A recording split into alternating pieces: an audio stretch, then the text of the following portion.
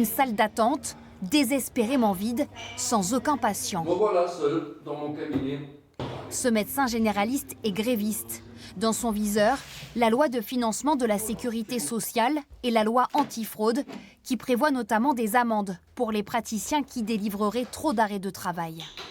On est au chevet des patients mourants, on est des patients en souffrance, qui ne peuvent pas travailler, qui sont en dépression, en burn-out. Et je ne dois pas les arrêter. Qu'est-ce que je vais faire? Je vais refuser l'arrêt de travail nécessaire à mon patient? Je vais le mettre en danger? Sanctions financières, budget insuffisant.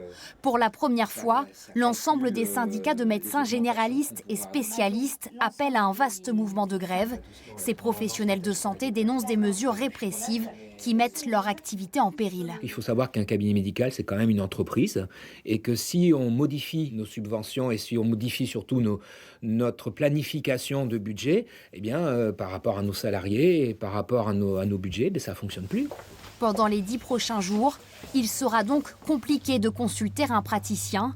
Un mouvement de grève inédit, soutenu par ses patients. Ils ont totalement raison, parce que ça empiète sur leur liberté de travail, sur leurs décisions. Je suis solidaire et je pense que les généralistes devraient être payés un petit peu plus leur consultation, vu que 30 €, c'est le prix d'une coupe de cheveux. La mobilisation s'annonce particulièrement suivie.